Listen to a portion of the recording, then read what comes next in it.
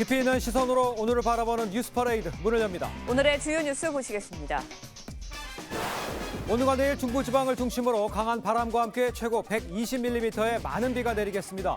주말부터는 전국에 맹추위가 시작되겠습니다.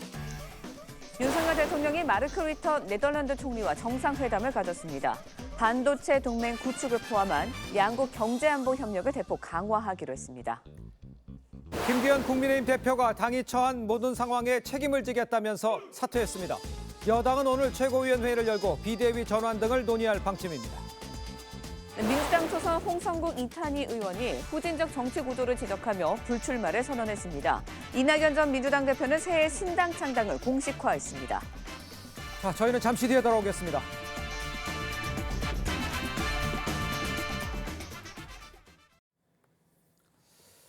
시청자 여러분 안녕하십니까? 목요일 뉴스 퍼레이드 시작합니다. 오늘과 내일 전국에 많은 비가 내리겠습니다. 일부 지역에는 최대 120mm의 비가 예보가 돼 있고 비가 그치면 주말부터는 강추위가 예상이 됩니다. 취재 기자 연결해서 날씨 상황부터 알아보도록 하겠습니다. 자, 박소영 기자. 네, 서울 광화문 광장에 나와 있습니다. 예, 지금 비는 오고 있습니까? 네, 아직은 빗방울이 떨어지지 않고 있지만 하늘에는 먹구름이 잔뜩 껴있는 상태입니다. 비는 오전부터 수도권을 시작으로 내리기 시작해서 오후 3시쯤에는 전국적으로 확산될 것으로 보입니다. 내일까지 강원 영동 북부에 많게는 120mm 이상, 경기 남동부와 영서 남부, 충북 북부와 경북 북부에는 100mm 이상의 비가 쏟아질 것으로 보입니다. 서울 등 중부지방에도 80mm가량의 적지 않은 비가 내립니다. 강원 지역의 경우 비가 눈으로 바뀌어서 북부 산지에는 30cm 이상의 눈이 쌓일 전망입니다. 비가 그치고 나면 전국적으로 기온이 급격히 떨어지면서 맹추위가 시작됩니다. 주말인 16일부터는 차가운 북풍이 한반도를 향해 몰아쳐 영하 10도 안팎의 강한 한파가 찾아올 것으로 보입니다. 일요일 아침 서울의 기온은 영하 11도로 예상됩니다. 기온이 하루 만에 10도 이상 떨어지면서 일부 지역에는 한파주의보를 건너뛰어 한파경보가 내려질 가능성도 있습니다. 서울 광화문 광장에서 TV조선 박소영입니다. 내년 총선과 미국의 대선을 앞두고 북한이 군사도발을 감행할 수 있다 이런 경고가 나왔습니다. 국책연구기관인 통일연구원은 이 같은 분석을 토대로 이 북한의 심리전 등에 대한 대비를 강조했습니다. 이광희 기자입니다. 내년 4월 한국 총선과 11월 미국 대선을 겨냥한 북한의 도발 가능성이 대북 전문가들 사이에서 제기되고 있습니다. 통일연구원은 어제 내년도 한반도 정세 전망 기자간담회를 열고 내년 총선 전 북한이 대남 영향력 공작과 정치 심리전, 온 오프라인 테러 등을 기획할 수 있다고 내다봤습니다. 또 내년 총선 전후로 정찰 위성 2호기 발사 가능성도 제기했습니다. 북남 군사 분야 합의에 따라 중지하였던 모든 군사적 조치들을 즉시 회복할 것이다.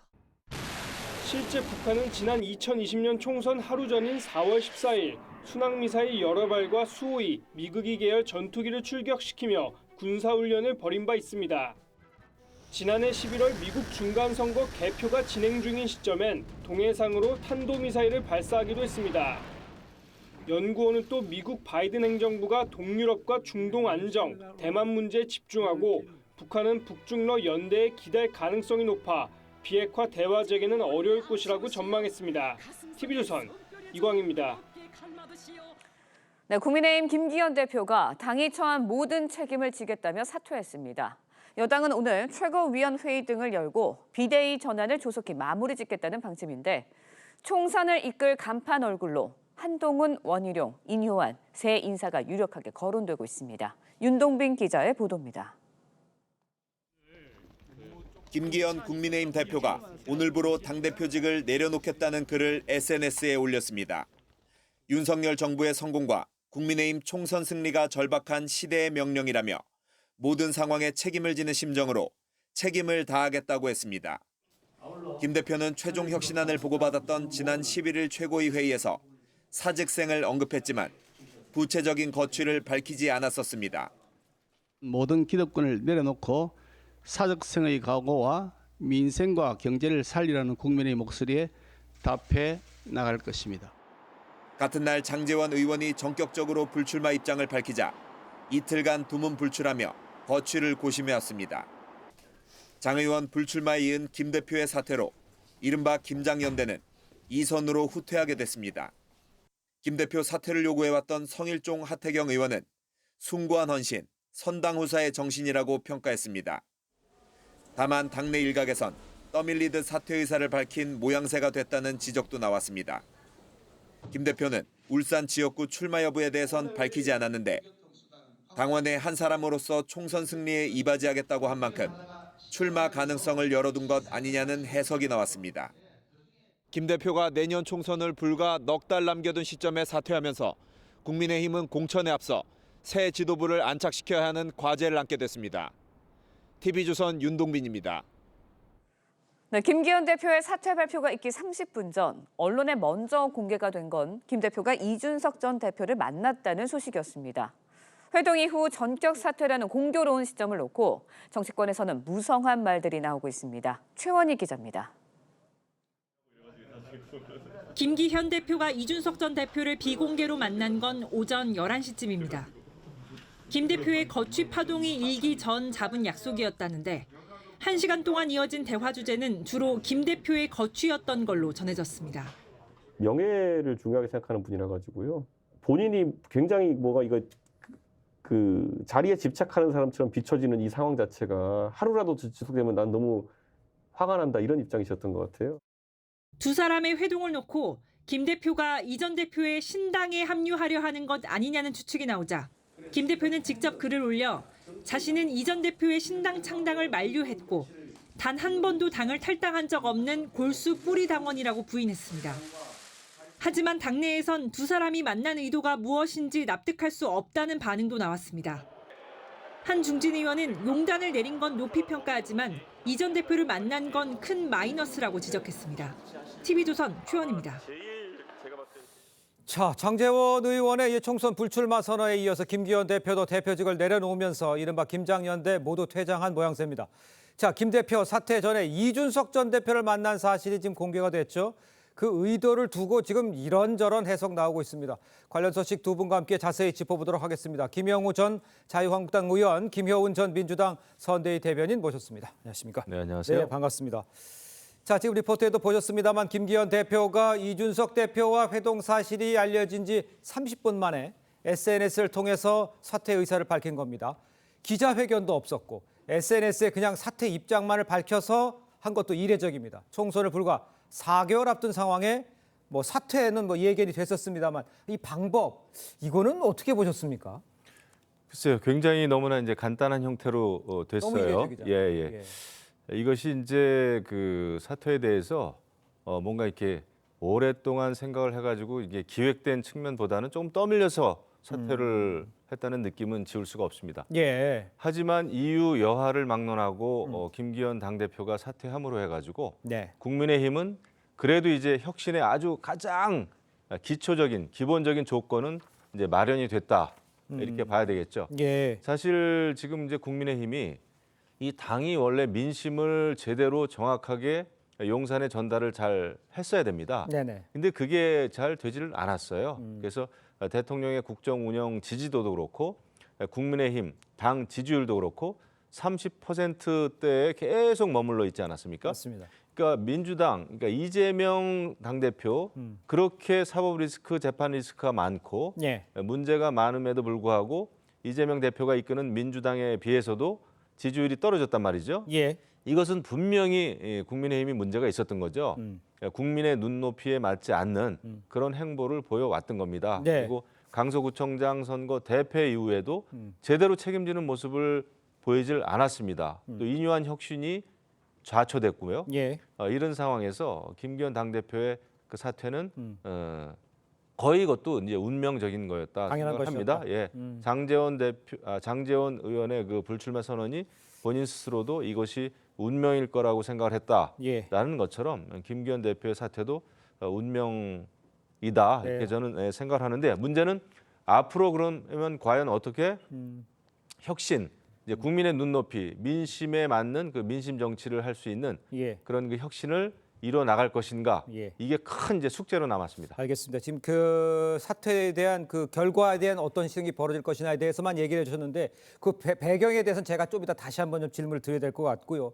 일단 김 대표의 SNS에 당원으로서 총선 승리를 위해 이바지하겠다 이렇게 얘기를 했습니다. 그렇다면 글쎄요, 사퇴를 하고 울산은 가겠다, 출마하겠다 이렇게 읽히십니까? 어떻게 보십니까? 그렇죠. 지금 김기현 대표가 이제 두 가지를 요구받은 거지 않습니까? 예. 당대표로서의 지위가 하나 있고 저 국회의원이 있기 때문에 그러면 이 둘을 다 그동안에 내려놔라.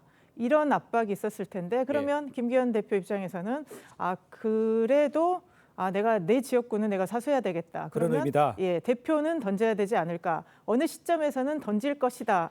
라고 생각이 있었겠지만 예. 본인이 그 시기나 그 환경을 주도하지 못하고 네. 장제원 의원이 불출마 선언을 하니까 떠밀리듯 마지못해서 당대표를 던지는 방식으로 어제 보였습니다. 예. 본인이 앞에 나와서 얘기한 것도 아니고요. SNS에 얘기를 하면서 총선 승리를 위해서 하겠다라고 하는 거는 나는 당 대표는 내려놓지만 내 지역구는 가지고 가겠다는 의지를 이제 분명히 밝혔고요. 예. 지금 김기현 대표가 3월에 당 대표 선출됐을 때부터 과연 김기현 대표가 언제까지 갈 것이냐, 그다음에 비대위는 어떻게 갈 것이냐, 그 논란으로부터 시작이 됐는데 예. 그러면 김기현 대표가 본인의 거취를 좀 명확하게 본인이 주도하는 모습으로 던졌어야 되는데 지금은 어제 SNS에 매우 몰린 듯이 됐고 그러면 울산 지역구는 사수하겠다.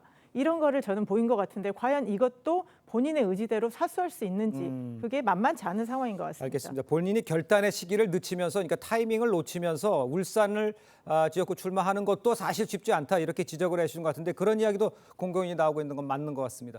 이런 가운데 아까 좀 전에 얘기를 하다 마셨습니다만 이 김 대표가 거취 결단을 고민하던 이 시기에 이준석 전 대표를 왜 만났는지, 굳이 만나야 할 필요가 있었는지, 두 사람은 어떤 대화를 나눴는지 이게 관심이었습니다. 이준석 대표가 그 이야기를 했습니다. 먼저 들어보겠습니다.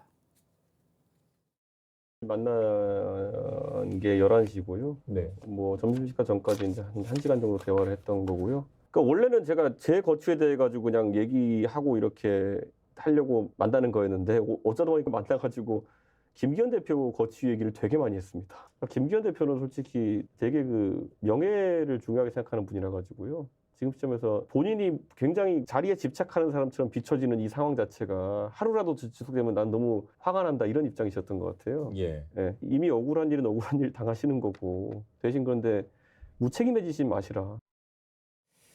자, 김 의원님 국회에 오래 계셨고 또 정치도 많이 하셨잖아요. 근데 일반적으로는 이준석 대표를 만나서 결정을 내려? 이걸 이해하는 사람들이 몇이나 있겠습니까? 저 왜 만난 겁니까? 저 상황에서. 일반적 이해를 좀 시켜주세요.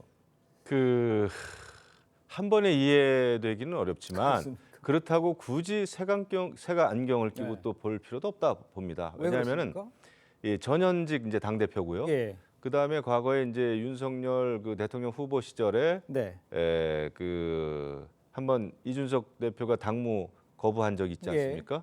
그때도 이제 김기현 대표가 중간에서 조율을 잘 한 것으로 저는 알고 있어요. 그렇습니다. 예. 그리고 이제 여태까지 쭉 보면은 이준석 그 전 대표나 김기현 대표 보면은 그 두 정치인 사이에는 기본적인 신뢰 관계는 좀 있었던 것 같아요. 네. 그리고 이번에 이제 김기현 대표가 여러 가지 좀 어떻게 보면은 위기에 처했었잖아요. 네. 자신의 거취를 앞두고 고민이 많았을 텐데 예. 어느 정도 좀 그 동병상련의 입장이었다 이렇게 생각을 합니다. 이준석 대표하고. 예. 그래서 여러 가지 문제에 대해서 논의를 하지 않았겠나 생각이 되는데 두 가지 정도를 얘기를 했겠죠. 하나는 김기현 대표의 거취 문제 하나하고 또 하나는 이준석 전 대표의 탈당 신당 문제였을 텐데 예. 뭐 지금 뭐 흘러나오는 전언에 의하면 김기현 대표는 이준석 전 대표의 탈당 신당을 좀 만류했다라는 그 얘기가 돌고는 있습니다만은 확인된 건 없고요. 그러니까요. 좀 의아스럽긴 했습니다. 예. 그러니까 의아스러운 뿐만 아니라 이 문제가 지금 이제 이준석 전 대표 같은 27일 날짜까지 못 박아서 탈당 얘기하고 신당 얘기도 하고 있잖아요. 그런데 자신의 거취 문제를 이준석 대표한테 만나서 얘기했다? 이거를 어떻게 이해를 할 수가 있겠습니까? 뭐 다른 걸 모색한다는 뜻입니까? 아마 뭐 이준석 그 전 대표가 추진할지 안 할지는 모르겠습니다만 예. 그 신당에 합류할 리는 저는 없다고 보고요. 아. 그거는 거의 가능성이 없고 다만 정말 그 흘러나오는 얘기대로 이준석 전 대표에게 탈당은 하지 마시라. 예. 그런 얘기를 했다면 그것은 충분히 저는 의미 있는 만남일 수도 있겠다 생각합니다. 예, 알겠습니다. 자, 이런 상황에 지금 그 김기현 대표 사퇴하면서 여당 비대위 체제로 전환될 가능성이 높아 보입니다. 비대위원장으로 여러 이름이 거론이 되고 있는데 안철수 의원은 인요한 전 혁신위원장을 추천하기도 했습니다. 함께 들어보겠습니다. 만약에 비대위로 간다면 중도 확장을 할 수 있는 분들, 뭐 예를 들면 저는 인요한 위원장 같은 분도 충분히 그런 역할을 하실 수 있는 분이라고 봅니다. 공동으로 저는 하는 게 좋겠다는 그런 생각입니다. 좀 더 스펙트럼을 넓혀서 보수뿐만 아니라 중도와 이제 합리적인 진보까지도 아우를 수 있는. 일단 비대위로 이제 가는 상황이 좀 돼버린 것 같아요. 이제 밖에서 봤을 때는 누가 가능성이 있는 건지 이런 것들은 어떻게 보십니까? 그러니까 비대위원장이라는 게 비상대책위원장이지 그렇습니다. 않습니까? 예. 당이 정상적인 지도 체제가 무너진 상태에서 예. 비상으로 어떤 사람을 세워서 당을 이끌겠다는 겁니다. 예. 그러면 그만큼 중책이고 거기에 많은 역량을 가진 사람이어야 되는데 예. 통상 정당에서 비대위원장 이렇게 얘기가 나올 때마다 뭔가 국민들을 뭐 시선을 돌리는 깜짝 인사랄지 명사랄지 이런 중심으로 갑니다. 뭐 그게 이제 국민들한테 우리 당이 달라지고 있다라는 걸 보여주는 좋은 신호이기도 하지만 정당의 비대위원장이라는 거는 정당도 하나의 조직이고 예. 전국 조직을 갖고 있고 그 안에 다양한 정치 세력이 있습니다. 그렇습니다. 그래서 그 안을 조율하면서 정당 전체를 끌고 나가야 될 그런 역량이 필요합니다. 그래서 정당에 대해서도 잘 알아야 되고요. 선거 경험도 있어야 되고 리더십도 있어야 됩니다. 그런 것들을 두루두루 좀 갖춰야 되는데 과연 국민의힘에 그럴 만한 사람이 얼마나 있는가. 그러면 뭐 잘 알려진 뭐 그래서 한동훈, 원희룡 뭐 이런 이름이 나오는 것 같고 아니다. 실제 윤석열 대통령과 교감하면서 안을 장악할 수 있는 리더십. 그래서 뭐 김한길, 뭐 김병준 예. 이런 이름까지도 나오는 것 같은데요. 그러니까 어떤 걸 해도 지금 국민의힘이 어떤 외연을 포장을 바꿔서 국민들의 시선을 돌리려는 이런 시도는 성공할 수 없고요. 본질적으로는 윤석열 대통령의 국정운영 리더십이 달라져야만이 예. 국민의힘도 뭔가 변화하고 있다라는 것들을 국민들에게 보여줄 수 있을 것 알겠습니다. 같습니다. 지금 변화 이야기하셨는데 지금 일단 그 윤재옥 직무대행 체제로 유지를 할지 비대위로 전환할지 여기도 이야기가 있겠습니다만 비대위로 갔다가 바로 선대위로 갈지 뭐 여러 가지 이야기 나오고 있어요. 의원님께서 보시기에는 어떤 게 가장 아까 말씀하시는 그 변화를 좀 보여줄 수 있는 상황이 될 수 있을까요? 현실적으로 전당대회는 거의 불가능합니다. 그렇습니다. 시간이 너무 예, 없어요. 시간이 너무 없어요. 그렇다고 원내대표가 내년 총선까지 쭉 끌고 가는 예. 그 직무 대행 체제로 가기는 어렵습니다. 원내대표가 해야 될 일이 지금 너무나 산적해 있어요. 그러니까요. 그것 때문에 총선 전체를 아우르기에는 좀 어렵다. 예. 그럼 이제 결국은 비대위인데 네네. 결국은 그 중도 확장의 방점이 찍혀야 될 겁니다. 중도 내년 확장이. 총선 승리를 하기 위해서 특히 수도권에서 우리가 의석수를 만회해가지고 다수당이 되기 위해서는 중도 확장인데 예. 거기에 걸맞는 인사가 되는 게 맞고요. 예. 그다음에 이것이 이제 너무 용산하고 그 관계 설정에 있어서 그거를 이제 잘해야 되겠죠. 예. 이게 이제 비대위니만큼 정말 그 내년 총선을 이끄는 데 있어서 수도권 중도층 또 청년에게 네네. 그 호소력이 있으려면 거기에 걸맞는 다만 어느 정도 그 당내 상황에 대해서 예. 좀 경험이 있는 그런 사람이 해야 되지 않겠나 생각이 됩니다. 이게 잘못 비대위원장이 선임돼 버리면 예. 비대위원장 때문에 당이 또 비상 걸릴 가능성이 있어요. 그러니까요. 그래서 굉장히 그 중요한 시기다. 예. 큰 숙제가 남았습니다. 누가 이름이 올라가는지 이런 데서 좀 얘기가 나오는 게 있습니까? 지금 이제 인요한 위원장이 같이 뭐 인요한 위원장 얘기도 나오고 뭐 원희룡, 한동훈, 뭐 김한길, 예. 김병준, 뭐 윤희숙 의원까지도 예. 이렇게 많이 나오는데 정말 심사숙고해야 될 이런 알겠습니다. 절체절명의 상황이죠. 알겠습니다. 자, 민주당도 상황을 짚어봐야 할 것 같아요. 아주 급박하게 돌아가고 있죠. 여당발 혁신 파동이 야당으로도 지금 번지는 모양새인데 초선 의원 2명이 후진적 정치 구조를 지적하면서 불출마를 선언했습니다. 이 같은 쇄신 요구에 당 지도부는 일단 침묵하는 분위기입니다. 장세 기자의 리포트 보시고 민주당 상황도 짚어보겠습니다. 민주당 초선 홍성국 의원과 이탄희 의원이 불출마를 선언했습니다.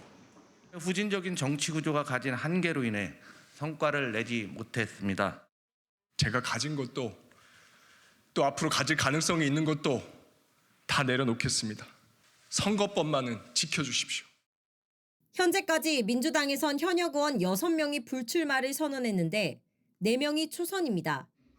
친명계의 정치적 야욕에 실망했다며 당원 2천여 명이 무더기 탈당하기도 했습니다. 민생을 외면하고 최악의 정치를 보여주고 있는 이재명 대표와 썩은 부패 정치를 단죄하고자 합니다. 그러자 당내에선 친명 지도부와 중진들의 희생을 요구하는 목소리가 커지고 있습니다. 비명계 이원욱 의원은 장제원 의원도 하는데 이재명 대표는 왜 못하는가라며 이 대표를 직접 겨냥했고, 한 수도권 재선 의원은 오선인 조정식 사무총장과 친명계 최고위원들이 결단해야 한다고 압박했습니다. 하지만 당 지도부와 친명계는 침묵하고 있습니다. 다선 의원 불출마를 권유하실 생각은 없으신가요? 혹시 험지 출마나 이런 결단하실 생각은 없으신가요? TV조선 장세입니다. 자, 리포트 보신 것처럼 여당에서 이제 인적 쇄신 속도가 붙으면서 민주당 비명계에서 장제원, 김기현 대표 결단을 내는데 이재명 대표도 선당무사해야 하는 거 아니냐 이런 목소리가 지금 나오고 있습니다. 그렇지만 지금 침묵하고 있어요. 험지 출마에 대한 얘기도 없고. 이건 어떻게 당내에서 어떤 분위기가 지금 일어나고 있습니까? 그러니까 이재명 대표가 험지에 나가야 된다라는 당내 이야기 한 달 전쯤에 있었던 것 같습니다. 예, 그래서 뭔가 이제 민주당도 좀 달라져야 되고 당 대표부터 좀 헌신할 모습을 보여줘야 되는 거 아닌가 이런 얘기가 있을 때 이재명 당 대표는 직접 얘기는 안 했지만 이제 사무총장이 입을 빌어서 그거는 고려하고 있지 않다라고 얘기를 했고 지금 이제 민주당은 야당이기 때문에 어쨌든 여당의 윤석열 정부의 폭주에 맞서기 위해서는 당 대표를 중심으로 해서 강한 리더십을 형성을 해서 내년에 총선을 반드시 이겨야 된다. 이런 과제가 있기 때문에 지금 당대표의 거취가 뭐 험지든 어떻든 간에 이런 신상의 변화가 있는 것 자체가 총선에 임박한 상황에서 민주당에 크게 도움이 되는 방향은 아닐 것이다. 라는 것이 저는 지도부의 입장인 것 같고요. 그런 어떤 보여주기식 인적 쇄신보다는 그러면 민주당이 앞으로 그러면 여당을 어떻게 잘 견제할 것인지 민생을 위한 정책을 구체적으로 어떻게 해나갈 것인지 이런 것들을 밝히면서 국민들한테 다가가는 것이 훨씬 국민들을 더 이렇게 표를 얻을 수 있는 그런 방안이 아닌가 싶습니다. 일단 험지 출마 이런 쪽은 생각하고 있지 않다 이렇게 예상을 하시는 것 같습니다. 그런데 일단 민주당 같은 경우에는 우상호, 박병석 의원 불출마 선언해서요. 홍성국, 이탄 이렇게 2명까지 초선 의원이 하니까 전체적으로 현역 의원 같은 경우 6명이 지금 불출마 선언을 했는데 친명계나 중진은 아직 없어요. 그러니까 이런 것들도 좀 쇄신이 있어야 됐고 뭐 쇄신이 됐든 헌신이 됐든 이게 좀 필요한 상황 아닌가 밖에서 볼 때는 어떻습니까? 그 민주당은 지금 그 앞뒤로 꽉 막혀 있습니다. 지금 제가 보더라도 민주당은 최대의 위기예요. 이낙연 전 대표가 신당 창당을 뭐 거의 선언을 했죠. 이런 상황에서 오히려 초선 의원들, 뭐 이탄희 의원, 홍성국 의원, 누가 봐도 그래도 좀 합리적이라고 할 수 있는 의원들이 오히려 초선 의원들이 불출마 선언을 하고 있는데 대부분의 그 의원들, 친명계 의원들은 이제 이재명 당대표에 대한 충성 심에만 불타 있단 말이죠. 개혁이나 쇄신이나 혁신하고는 너무나 거리가 먼 행보를 보이고 있어요. 이렇게 되면은 결국은 내년 총선은 국민의힘과 민주당의 이제 혁신 대결이 될 텐데 민주당으로서는 지금 당내 분열과 함께 또 대부분의 또 현역 의원들은 이재명 당대표에게만 충성하는 이런 상황을 보이고 있기 때문에 혁신하고는 굉장히 거리가 멀다. 그래서 민주당으로서는 굉장히 고민스럽겠다 생각을 합니다. 네, 알겠습니다. 일단 이탄희 의원 아까 좀 전에도 얘기를 했습니다만 그 연동형제를 유지해달라. 자기가 이제 출마 안 한다 이렇게 얘기했지 않습니까? 그런데 지금 당당 지도부는 그냥 갈 것 같아요. 병립형으로 원하는 것 같아요. 이 상황에서 갈 수는 없는 상황입니까? 지금 이 상황을 어떻게 이해해야 됩니까? 지금 이제 선거법 논의가 이제 계속 당내에서는 이제 의원총회를 중심으로 논의가 되고 있는데, 그러니까 지금 이제 병립형에 대해서 민주당이 다시 입장을 조금씩 밝혔고 이것으로 갈 수 있다라는 가능성을 약간씩 열어놓은 상태입니다. 열어놓은 상태에서 이제 거기에다가 이제 보완하는 방식으로 이제 권역별 비례대표제가 나오고 있고요. 근데 이제 선거제라는 게 이게 또 양당의 이익이 맞아 떨어지면 국민들의 반대에도 불구하고 그냥 가는 경향이 좀 있습니다. 네. 그래서 지금 이제 병립형 회기 문제가 이런 것들이 뭐 국민의힘하고 어느 정도 합의가 또 이뤄질 수 있는 지금 사안이라고 지금 가고 있다면 예. 또 아마 양당이 서로 합의를 해서 그런 식으로 갈 거라고 할 때는 민주당 자체가 당론을 바꾼 거에 대한 이런 반발 이런 것도 있겠지만 예. 이게 또 여의도의 합의라고 또 이렇게 넘어갔을 때는 또 국민들한테 그 나름의 또 논리를 좀 얘기할 것 같고요. 병립형이지만 원역별 비례대표제와 더불어서 예. 이런 것들을 충분히 뭐 민의를 반영할 수 있다 이런 논리를 좀 만들어서 예. 그쪽으로 갈 수 있지 않을까 싶습니다. 지금 논의가 이루어지고 있는 상황은 아닙니까? 제대로 이루어지고 있지는 않죠. 않죠. 예, 예. 지금 뭐 양쪽 정당이 지금 정신이 없어요. 근데 이재명 당대표 입장에서는 병립형으로 회귀하면서 그러니까 어떠한 상황이 와도 자신을 지켜줄, 자신을 지켜줄 그런 그 의석을 이제 확보해야 되거든요. 국회의원을 확보해야 되기 때문에 병립형 쪽으로 생각을 많이 할 겁니다. 그다음에 이제 차기 대권 주자로서 네. 본인을 지지해줄 많은 그 현역 의원들이 필요하거든요. 네. 그러니까 이제 병립형 얘기를 이제 많이 하는 거죠. 네, 그럴 수밖에 그쪽으로 갈 수밖에 없는 상황이라고. 본인 입장에서는 그런 생각을 가장 많이 하겠죠. 알겠습니다. 자, 이런 상황에 이재명 대표에게 또 다른 난감한 상황이 하나 더 생겼죠. 신당 창당 시사하던 이낙연 전 대표 어제 언론 인터뷰를 통해서 창당을 아예 공식화했습니다. 목소리 직접 들어보겠습니다. 첫 발표라든가 이것은 새해 초에 새 희망과 함께 말씀드리겠다 이런 생각입니다. 욕심대로라면 제1당 돼야죠. 그래서 지금 혼란에 빠진 대한민국의 대안이 될 수 있다는 것이 최상이라고 생각합니다. 자, 신당 창당은 어려울 거란 얘기도 사실 많이 나와 있었고요. 이낙연 전 대표 새해 초라고 시기를 못 박았습니다. 일부에서 창당 준비가 이미 진행이 됐다 이런 이야기도 있어요. 호남 지역 관련적으로는 호남 지지가 이제 관건이 되겠죠. 당내 분위기에서는 이렇게 아주 공식화한 것에 대해서는 어떤 분위기가 있습니까? 이제 어제 언론에서 공식화했지만 그 전부터 계속 이제 신당 창당의 가능성을 얘기를 해왔기 때문에 이제 한 며칠 전부터 계속 이제 민주당 안에서는 이낙연 전 대표에 대한 이제 비난의 목소리가 이제 본격적으로 나오기 시작을 했습니다. 예. 이재명 대표하고 가까운 이제 정성 의원도 얘기를 했고요. 다른 의원들도 얘기를 하면서 당 대표까지 지내신 분이 이렇게 해야 되느냐. 그러니까 이 포문은 뭐 며칠 전에 이제 김민석 의원이 이낙연 전 대표를 이제 사꾸라라고 지칭을 하면서 이제 시작을 됐습니다. 그래서 아마 이제 거센 그런 반대 의견들이 좀 나오고 있고요. 예. 이제 또 호남 또 정치인들 같은 경우에도 이제 뭐 규탄하는 뭐 이런 성명까지도 내긴 했습니다. 그래서 지금 이제 이낙연 전 대표의 이런 신당 움직임이 결국 민주당의 세력을 약화하는 것이다. 이런 또 움직임이 있기 때문에 상당히 그 이제 명분 싸움에 있어서 이낙연 전 대표의 신당 추진에 대해서 뭐 거세게 비난하는 이런 일련의 목소리들이 많이 나올 것 같습니다. 그러니까 거세게 비난하는 목소리가 더 많습니까? 아니면 아직까지는 많습니까? 아니면 좀 인정하는 분위기입니까? 그러니까 어쨌든 이제 의사라는 게 안에 있는 것과 이제 표출되는 것이 다를 경우에 네네. 지금 어쨌든 이제 반대 의견들이 많이 표출이 되고 있고요. 네. 민주당 안에서는 지금도 보시면 뭐 여러 가지 이 생각이 있는 거지만 사람들이 적극적으로 그 의사 표현을 안 하는 분위기이기 알겠습니다. 때문에 지금 반대 목소리가 더 강하게 나오는 것 같습니다. 알겠습니다. 일단 이낙연 전 대표 이제 제3지대 세력과 연대를 추진하겠다고도 말을 했죠. 그렇지만 이준석 전 대표와는 아직 생각하고 있지 않다 이렇게 말을 했습니다. 그러니까 이제 과연 호남이 지지를 어느 정도 해줄지 누가 여기에 같이 함께할지 어떻게 보십니까? 밖에서 봤을 때는. 제가 볼 때는 일단 그 호남이 중요할 겁니다. 네. 그런 그 지역적 기반이 없으면은 감히 지금 신당 창당 생각하기가 어렵죠. 네네. 그리고 이제 당내 반발에 부딪혔을 때 그래도 그것을 지켜줄 그 지지자들은 호남 쪽 아니겠습니까? 그런 게 하나 있겠고 그다음에 당장은 이제 비명계 의원들이 합류할 가능성이 가장 크겠죠. 이재명 당대표에 대해서 계속해서 반대 목소리, 개혁의 목소리를 높여왔던 비명계 의원들이 합류할 가능성. 그다음에 현직 전직 의원들, 전직 의원들 이낙연 후보를 지지했던 전직 의원들이 있겠고요. 그다음에 정치를 지망하는 민주당 내 소장파들이 상당히 있을 겁니다.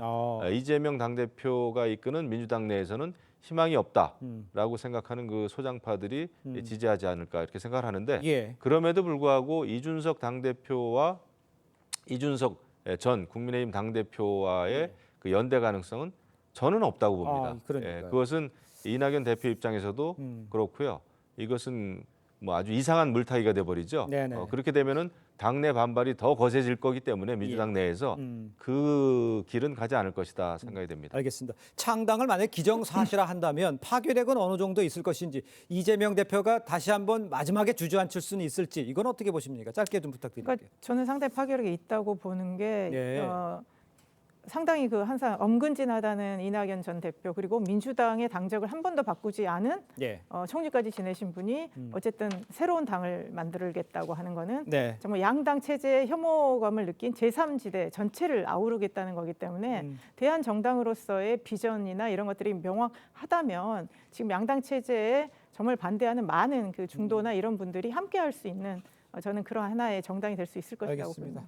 총선을 4달 앞두고 정치권이 지금 요동치고 있습니다. 자, 두 분 말씀은 여기까지 듣겠습니다. 고맙습니다. 감사합니다. 감사합니다. 네, 이명박 전 대통령의 서예전을 열고 작가로 데뷔를 했습니다. 이 전 대통령 국민소득 3만 불 시대에는 정치는 예외다 이러면서 일침을 놓기도 했습니다. 이태형 기자입니다. 박수와 함께 대중 앞에 선 이명박 전 대통령.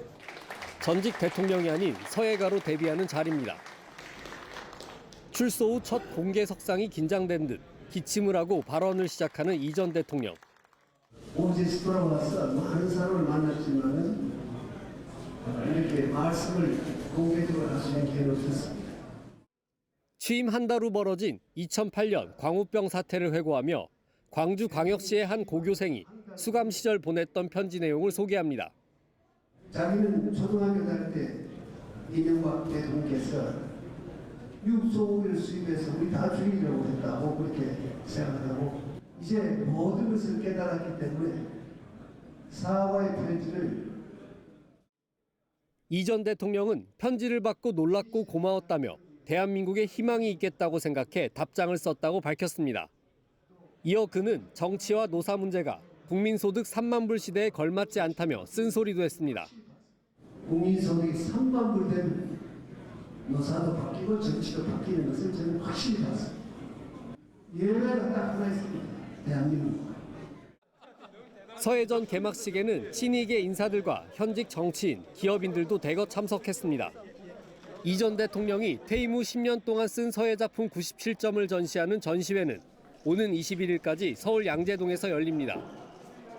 TV조선 이태용입니다. 검찰이 민주당 돈봉투 의혹의 핵심인 송영길 전 대표에 대해 구속영장을 청구했습니다. 송 전 대표가 차명폰으로 수사 상황을 파악했던 정황도 포착됐습니다. 권영석 기자의 보도입니다. 검찰이 구속영장에 기재한 송영길 전 대표 혐의는 크게 3가지입니다. 먼저 2021년 민주당 전당대회 당시 의원에게 6천만 원, 지역 본부장에게 650만 원어치 돈봉투를 각각 살포하는데 정점에 있었던 것으로 봤습니다. 50여 쪽 영장에 이를 강조하며 매표 행위로 민의를 왜곡하고 대의민주주의 근간을 훼손했다고 지적했습니다. 불법 자금 8억 2천만 원을 받은 혐의도 포함됐습니다. 특히 외곽 후원 조직 평화와 먹고사는 문제 연구소에 사업가들이 기부한 7억 6천만 원을 모두 불법 정치자금 또는 뇌물로 판단했습니다. 검찰은 증거인멸 우려를 지적하며 구속 필요성을 강조했습니다. 송 전 대표는 4월 파리에서 귀국하기 전 기존 휴대전화를 폐기하고 먹사연 하드디스크도 교체했는데 핸드폰이 아닙니다. 제가 귀국해서 새로운 핸드폰을 사가지고 일주일 쓴 거예요, 일주일. 그거 제출해서 제출한 겁니다. 여기에 더해 차명폰을 쓰면서 수사 상황을 파악한 정황도 추가 확인한 것으로 파악됐습니다. 송 전 대표 측은 영장 청구에 대해 외곽 조직 후원금이 모두 불법 정치자금이라면 문제 안 될 정치인이 없을 것이라며 반발했습니다.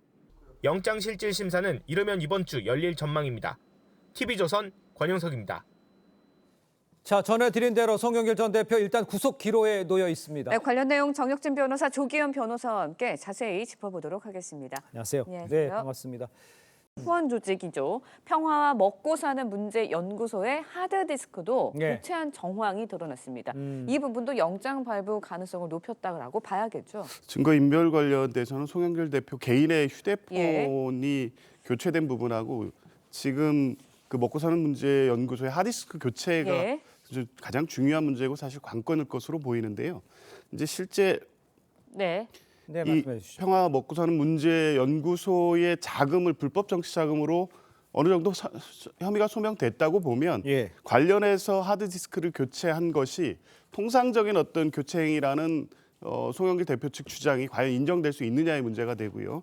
하나는 이 그 하드디스크 교체를 지시한 게 박모 보좌관의 지시인데 네. 과연 이 과정에 송영길 대표의 묵인 내지 지시 관여가 있었느냐가 아마 영장 실질 심사에서 핵심적으로 다퉈질 것으로 보입니다. 알겠습니다. 자, 그런가 하면요. 송 전 대표의 친형인 이 송영천 변호사가 영장 심사에 이 변론을 맡기로 해서 지금 화제가 되고 있죠. 이 친족 관계인 변호사가 변론을 맡는다. 이거는 어떻게 이해됩니까? 뭐 그런 경우 종종 있습니다. 대표적으로 그 이재명 대표도 변호사 시절에 조카 사건 관련해 가지고 변호인 역할을 하지 않았습니까? 그런 일들은 뭐 수시로 있는 일들이고요. 송영길 대표는 이제 6남매인데 그 중에 이제 2명은 행정고시에 붙었고 2명은 사법시험에 붙었습니다. 네. 그다음에 조카는 또 현직 판사이기도 합니다. 그런데 형님 중에 한 분이 이제 송영천 변호사라고 이분이 사법연수원 13기거든요. 네. 지금 조희대 대법원장하고 사법연수원 동기입니다. 그다음에 이제 고등법원 부장까지 하셨으니까 아주 유능한 판사 하시다가 이제 변호사를 하는 건데 이런 정도의 형님이 직접 나서야 될 정도로 제가 봤을 때는 오히려 송영길 전 대표의 상황이 녹록하지 않다. 만만하지 않다. 오히려 저는 그렇게 판단이 됩니다. 네, 녹록하지 않다는 말씀 해주셨는데 검찰에서는 일단은 송 전 대표의 후원 조직인 7억 6천만 원을 받았고 이게 불법 정치자금 또는 뇌물이다라고 판단을 하고 있습니다. 그런데 정상적인 후원금과 불법 정치자금 어떻게 구분이 되는 건가요? 기준이 있나요? 일단 먹사연은 통일부에 등록된 공익법인이고요. 기재부에서 지정기금 단체로 지정이 돼 있습니다. 그래서 법인이나 개인으로부터 기부금이나 후원금을 받을 수 있고 이제 여기까지는 합법적인데 과연 지금 문제되고 있는 7억 6천만 원이 사실상 먹사연이라는 이 공익법인의 외피를 쓰고 실제는 송영길 개인의 어떤 정치자금 수수의 창구로 쓰였다. 이렇게 이제 검찰의 시각으로 보이는데요. 그러니까요. 실제 이제 먹사연의 활동 내역을 보면 여러 가지 이제 연구 활동이나 이런 부분도 안 한 건 아닙니다. 그래서 과연 7억 6천만 원을 순수하게 완전히 송영길 전 대표의 어떤 정치 활동에 의한 돈으로 볼 수 있느냐가 다퉈질 수밖에 없고요. 검찰이 과연 일부 이제 컨설팅 비용이라든가 등에 대해서는 어느 정도 혐의 입증을 자신하고 있는 것으로 보이는데 나머지 전체 금액에 대해서 부정 그 정치자금으로 볼 수 있는 어느 정도의 소명을 할 수 있을지는 좀 지켜봐야 될 것 같습니다. 일단 그 송 전 대표 측 이번 후원금이요. 불법 정치자금이라면 문제가 안 될 정치인이 어디 있겠냐 이렇게 좀 반박을 하고 있는 상황입니다. 이 주장은 어떻게 이해를 하십니까? 그러니까 정치자금법을 보면 2조의 기본 원칙이 되어 있는데 굉장히 엄격하게 규정하고 있습니다.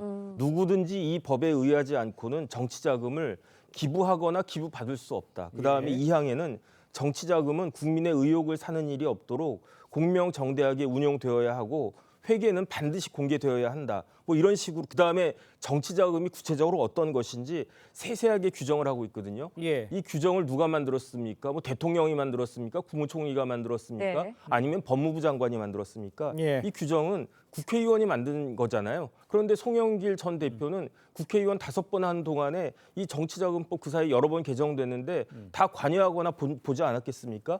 자신이 만들 땐 이렇게 만들어 놓고 지금은 너무 엄격하고 이렇게 하면 안 된다. 이런 식으로 말하는 것이 과연 5선 의원에다가 막강한 여당의 대표까지 하셨던 분이 더군다나 법조인이 할 수 있는 말인가 저 참 이상하다는 생각이 듭니다. 네, 어제 영장 청구가 된 날 송 전 대표 자신의 SNS에 자장면을 먹는 사진을 올리면서 여유 있는 모습을 보이기도 했거든요. 영장이 발부가 되면 뭐 자신을 기각시킬 뭐 자신이 있다 이렇게 이야기도 했는데 연장선으로 봐야 되는 건가요? 네, 그렇죠. 송 대표 본인은 뭐 영장 기각을 자신하고 있고, 그러니까요. 또 이제 어제 다소 이렇게 여유로운 모습을 보였는데 속내는 좀 착착할 것으로 보입니다. 그렇습니다. 본인 정치 인생 또 개인 사에서 굉장히 중대한 위기에 서 있는 건 분명해 보이고요. 관련돼 있는 보좌관 또 윤관석 의원은 관련 혐의로 이미 구속이 돼 있는 상태이고 과연 이 부분에 송영길 대표가 직접 관여돼 있는지에 대해서는 직접 진술은 없는 상태여서 사실 어떤 결과가 나와도 뭐 이게 전혀 불가능한 사항은 아닙니다. 그래서 가능할지 여부에 대해서는 결국 법원의 판단을 지켜봐야 되지만 송영길 대표가 실제 자신하는 만큼 기각될 가능성이 높다 이렇게 보기는 어려울 것 같습니다. 영장 실질 심사는 내일부터 시작이 되나요? 내일 시작되나요? 예, 내일. 네, 알겠습니다. 자, 두 분 말씀은 여기까지 듣겠습니다. 고맙습니다. 고맙습니다. 감사합니다. 네, 돈을 빌려준 뒤 연 1,500%의 이자를 요구한 조폭이 경찰에 붙잡혔습니다. 네, 제때 갚지 않으면 여자친구를 섬에 팔아 넘기겠다고 협박도 했습니다. 박한솔 기자입니다. 머리에 붕대를 맨 남성이 병원 응급실에 들어섭니다. 갑자기 옷을 찢더니 입원실 문을 부숩니다. 온몸엔 문신이 새겨져 있습니다. 서울 관악구와 금천구 일대에서 활동해온 조폭이 부상으로 병원에 입원한 뒤 난동을 부린 겁니다. 20대에서 30대로 구성된 이들 조폭은 사정이 급한 서민을 상대로 돈을 빌려주고 연이율 1,500%가 넘는 이자를 뜯어냈습니다. 2021년 코로나로 경영난을 겪는 도박장 업주 A씨에게 접근해 한 번에 300만 원에서 500만 원씩 빌려준 뒤 매주 30%, 월 100%가 넘는 이자를 갚게 했습니다. 제때 이자를 안 주면 여자친구를 섬에 팔아넘기겠다고 협박하고 부모까지 찾아가 괴롭혔습니다. 부모님을 찾아가가지고 당신 자식이 잘못한 거다, 어디 있는지 알려달라는 그런 식으로. 이들은 4월까지 A씨에게 20여 차례에 걸쳐 이자로만 1,800만 원을 갈취했습니다. 협박을 견디지 못한 A씨는 극단 선택을 시도하기도 했습니다. 경찰은 일당 4명에 대해 공동감금과 공동협박 등의 혐의를 적용해 검찰에 넘겼고 최근 증가한 MZ 조폭들에 대한 수사를 강화하겠다고 밝혔습니다. TV조선 박한솔입니다. 네, 미 연준이 기준금리를 예상대로 동결했습니다. 네, 대신 내년 기준금리는 큰 폭으로 내릴 것으로 전망해 뉴욕 증시가 일제히 상승세로 돌아섰습니다. 유혜림 기자의 보도입니다. 미국 연준이 올해 마지막 기준금리를 결정하는 연방공개시장위원회 회의에서 현재의 기준금리를 유지하겠다고 결정했습니다. 5.25에서 5.5%로 3번 연속 동결됐습니다. 한국과는 상단 기준 2%포인트 차이가 납니다. 연준은 물가 상승률이 목표치인 2%보다 여전히 높다며 동결 이유를 밝혔습니다. 대신 내년 금리는 예상보다 큰 폭으로 내릴 것으로 전망했습니다. 연준의 내년 말 금리 예상치는 현재보다 0.75%포인트 낮은 4.6%입니다. 0.25%포인트씩 3차례 인하했을 때 도달할 수 있는 수치입니다. The median participant projects that the appropriate level of the federal funds rate will be 4.6% at the end of 2024, 3.6% at the end of 2025, and 2.9% at the end of 2026. 22년 만에 최고 수준을 유지했던 기준금리가 내려간다는 신호에 뉴욕 증시는 일제히 환호했습니다. 다우지수가 37,000선을 넘어서며 사상 최고치를 경신했고 S&P 500 지수와 나스닥 지수도 오름세로 장을 마감했습니다. TV조선 유혜림입니다.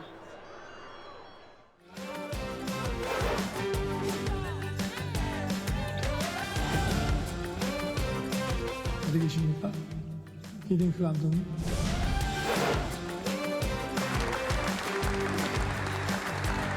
(2002년) 대한민국 국민들의 가슴을 뜨겁게 달군 월드컵 4강 신화의 중심에는 네덜란드 출신의 명장 버스 히딩크 감독이 계십니다.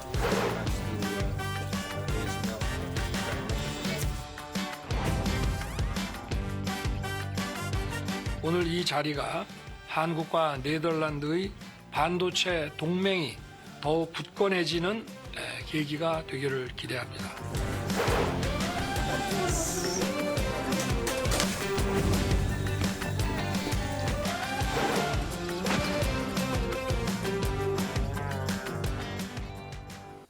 자, 보신 대로 한국과 네덜란드 반도체 동맹을 공식화했습니다. 네, 관련 내용 석병훈 이화여대 경제학과 교수와 함께 자세히 짚어보도록 하겠습니다. 안녕하십니까? 안녕하세요. 글쎄 반도체 동맹 좀 전전생소한데 어떤 의미인지 좀 설명해 주세요. 예, 반도체 소재 장비 분야가 상대적으로 취약한 한국이요.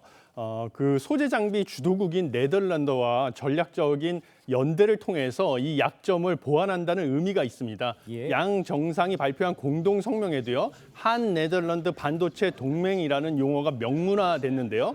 이렇게 반도체 동맹을 명문화한 건 한국과 네덜란드 모두 처음인데 글로벌 공급망 위기에 긴밀하고 효율적인 대응을 하겠다는 의미가 포함되어 있습니다. 네, 윤 대통령이 세계 최고 반도체 장비 업체인 ASML 클린룸을 외국 정상 중에 처음으로 방문을 했습니다. 그래서 굉장히 화제가 되고 있는데 네덜란드가 이런 문을 열어줬다는 거 의미가 있는 거겠죠? 예, 이 클린룸이라는 것은 이제 반도체나 반도체 장비를 제조하는 시설로 이 먼지가 없는 공간인데요. 그렇죠. 이 ASML이라는 회사 같은 경우는 반도체 초미세 공정에 없어서는 안 되는 이 EUV 극자외선 노광 장비를 만드는 전 세계 유일한 회사입니다. 그래서 이 장비 같은 경우는 지금 한 대당 4,300억 원에 달하고 1년에 40여 대밖에 생산을 못 해가지고요. 이 장비를 구매하기 위해서 뭐 줄을 서고 그래서 슈퍼 을이라고 불리는 업체고요. 그다음에 지금 공개된 그 클린룸 같은 경우는 현재까지 전체 모습이 공개된 적이 없는 차세대 EUV 노광 장비 생산 현장으로서요. 윤 대통령 방문에 맞춰서 처음 공개된 곳입니다. 근데 윤 대통령이 지금 기업 총수들하고 이 ASML 핵심 시설 방문을 한 것은 지금 게임 체인저라고 불리는 2나노미터 기술에 대한 그 추격 의지를 드러낸 것이라고 보입니다. 그렇습니다. 방금 언급해 주셨습니다. 이재용 회장 또 최태원 회장 동행한 모습도 눈길을 끌고 있는데 SK와 삼성에는 뭐 큰 좋은 영향이 있겠죠? 예, 그렇습니다. 지금 이재용 회장과 최태원 회장이 동행을 했는데요. 그 삼성전자 같은 경우는요, ASML과 함께 약 1조 원을 투자를 해가지고 차세대 EUV 장비를 활용해서 초미세 첨단 반도체 공정 기술을 개발하는 연구소를 우리나라에 건립하기로 양해각서를 체결했습니다. 그다음에 SK 하이닉스 같은 경우는요, EUV용 수소가스 재활용 기술을 공동 개발키로 했는데요. EUV 장비 내부의 광원 흡수 방지용 수소가스를 소각하지 않고 재활용하는 기술인데 이를 통해서 EUV 한 대당 전력 사용량을 약 20% 감축하고 연간 160억 원의 비용을 절감하는 효과를 달성하는 이 신기술을 개발하는 양해각서를 역시 체결을 해서 이런 성과들을 각 기업이 얻었습니다. 네, 네덜란드의 반도체 동맹, 뭐 대만과 일본, 미국의 이제 경쟁 업체들 따돌리는데 확실히 도움이 돼야 될 것 같은데 얼마나 도움이 될까요? 예, 큰 도움이 될 것으로 보입니다.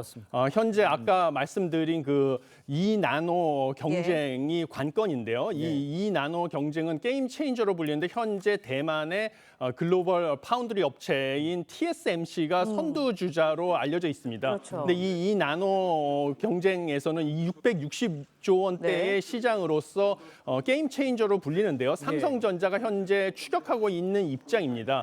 근데 이 삼성전자가 반도체 초미세 공정의 필수적인 EUV 노광 장비 공정 최적화를 달성할 수가 있고요. 이번에 ASML하고 같이 협업을 하게 되면요.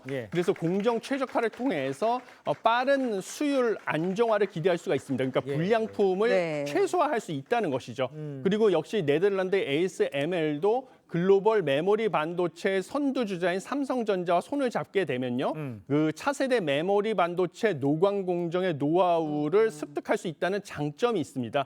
그래서 이 두 업체의 이해관계가 맞아 떨어져 가지고요. 실제로 이 ASML이 외국 기업과 공동으로 해외에 연구개발센터를 설립하는 것은 이번이 처음인 그런 이 양사의 이해관계가 맞아 떨어져서 시너지 효과를 일으키고 우리나라 그 삼성전자에도 크게 도움이 돼서 TSMC와의 격차를 줄일 수 있는 이런 그 이점이 있다고 보고 있습니다. 그러니까 이제 종합해 보면 중국 의존도에서 좀 탈피할 수 있는 기반을 마련할 수 있겠다 이렇게 보면 되겠습니까? 예, 그런 효과도 볼 수가 있습니다.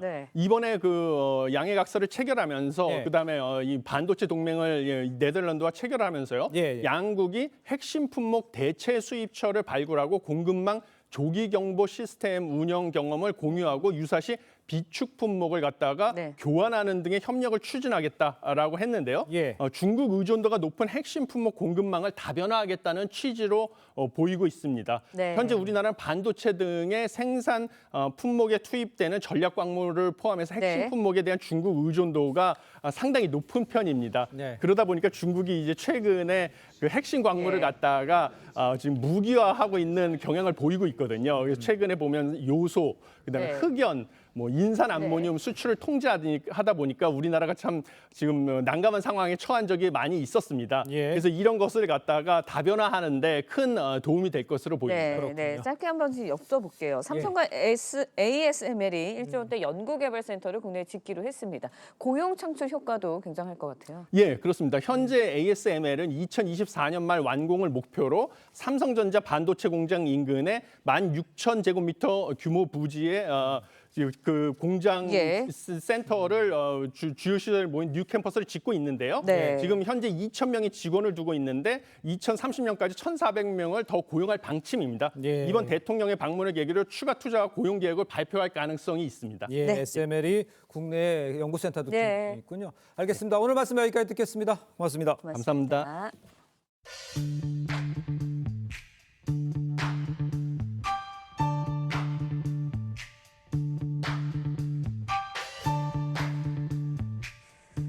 렌즈에 담긴 그 순간 그 의미를 짚어보는 시간이죠. 사진 기자가 선택한 아침 현장입니다. 오늘은 조선일보 사진부 고운호 기자와 함께합니다.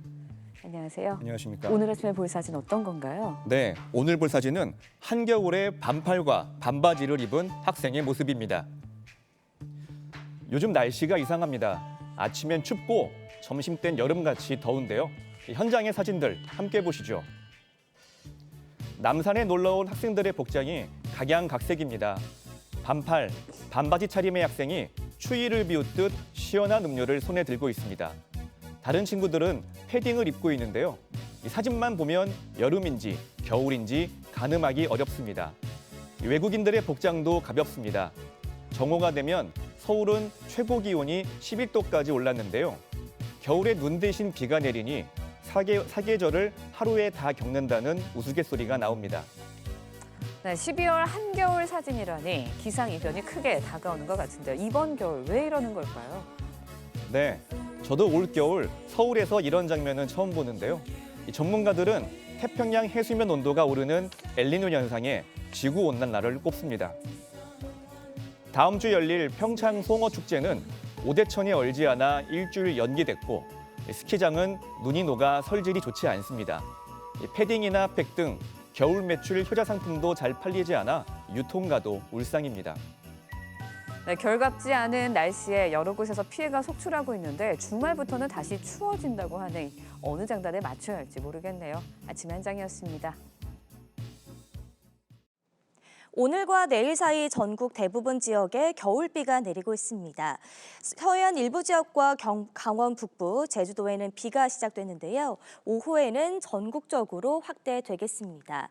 예상되는 비의 양은 내일까지 강원 영동 북부에 최대 120mm 이상, 수도권과 강원 영서, 경북 북부와 제주 산지에는 많게는 100mm 이상의 비가 내리겠고요. 그 밖의 지역에서는 20에서 80mm의 비가 내리겠습니다.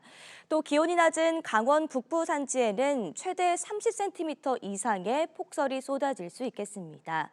오늘 큰 추위는 없겠는데요. 서울의 아침 기온 8.1도, 대전 9.1도, 대구 6.9도 보이고 있습니다. 한낮에는 어제보다 기온이 조금 낮겠습니다. 서울이 9도, 대전과 대구 12도, 부산 15도 예상됩니다. 비가 그치고 나면 주말부터는 찬 공기가 유입되면서 영하 10도 안팎의 강추위가 찾아오겠습니다. 날씨였습니다.